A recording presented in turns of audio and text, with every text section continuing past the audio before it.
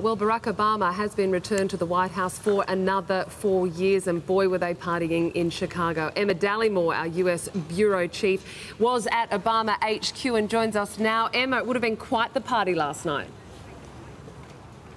Oh, absolutely. Look, the excitement just built from about 7 o'clock local time when they started letting members of the public into Obama HQ. Everyone watched the numbers drop, and then, of course, it all just ramped up when we knew the president had clinched this victory and everyone was waiting for him to walk out on the stage. Of course, a very humbled president and re-elected first family did then come out on the stage. The president very much thanked the people of America for going out and voting for him in droves. Of course, he specifically gave a big thank you to his wife, Michelle. The First Lady really did do the hard yards right alongside him for 18 long, bitter months. But look, the election victory might have come a little bit easier to Barack Obama than the polls or many of the pundits had suggested. But the next 4 years is not going to be easy.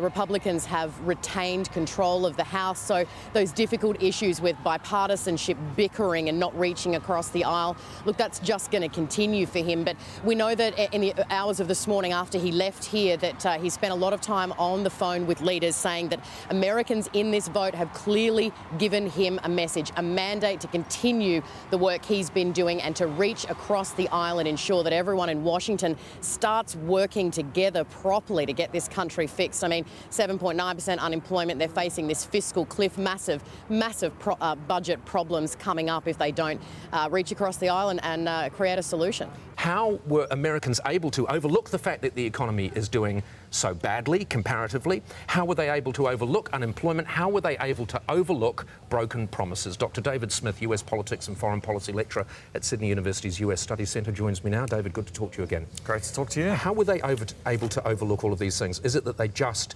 didn't like Romney?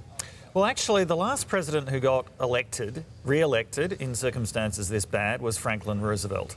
And like Franklin Roosevelt, Obama was presiding over an economy which people knew was so bad and was not a creation of that president, that there was a lot of blame to go around. So yes, people blame Obama for the state of the economy, but more people still blame George W. Bush. Even more people than that blame both houses of Congress, and even more people than that blame Wall Street bankers. It's interesting, isn't it? Because people were able, with so many previous presidents who've been shamed, George W. Bush as an example, he shouldered blame personally, whereas Obama really hasn't shouldered it personally. And obviously, this is what you're saying, people accept that there are greater problems that were out of his control.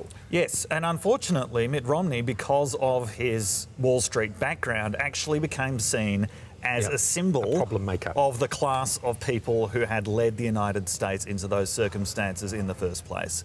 And even though Mitt Romney wasn't personally responsible for all of this, this was something that he could never escape. This was something the Democrats were hammering him on from January of this year when they realised that he was going to be the candidate, especially in swing states. He did fabulously well, didn't he? If you look at the beginning of the campaign where he made so many gaffes, he was just being himself, and himself was disadvantageous.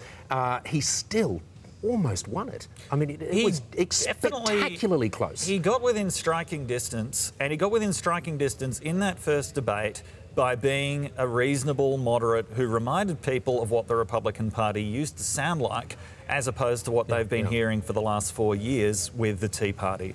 That's how he got so close. He actually managed to shed the baggage of the Republican Party to put himself within striking distance. You know, people would look at those electoral votes, the electoral vote count, and they would say, oh, it wasn't really that close. Obama won it easily. But in reality, it would be very hard to get closer without actually winning.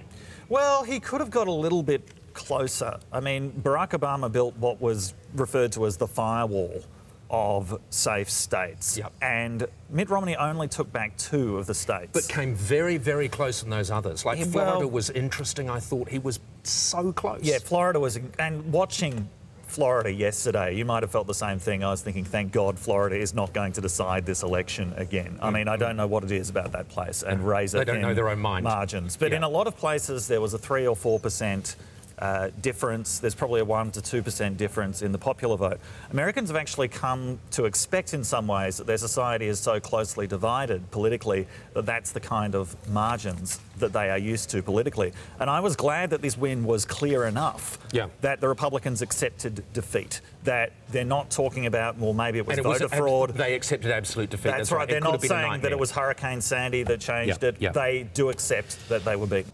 America has had an impressive halftime party to mark the start of Barack Obama's second term. He has taken the oath of office again, and it's a new start tackling old problems. Our US Bureau Chief Emma Dallimore is in Washington tonight. Emma, you have to give it to the Americans. Even when they have very little to celebrate, they can still put on quite a show. Yes, Sandra, that is absolutely the case. And this time around, the president's speech was a lot more aggressive. The crowd, a lot smaller. But in terms of a second inauguration, it was still a record. On Martin Luther King Day, Barack Obama publicly began serving term 2 with 4 more years to carve out his legacy. Twice within 24 hours, this time on the grand stage. I, Barack Hussein Obama, do solemnly swear that I will faithfully execute the office of President of the United States. The office of President of the United States. A slight, almost nervous stumble, but with a hand on both the Lincoln and Martin Luther King Bibles, Americans erupted. Then Obama, the orator, arrived. We are made for this moment, and we will seize it so long as we seize it together. But not everyone was taking notice as he wove those American themes of liberty and equality to a modern audience. Our journey is not complete until our gay brothers and sisters are treated like anyone else under the law. But the day's second biggest star almost stole the show.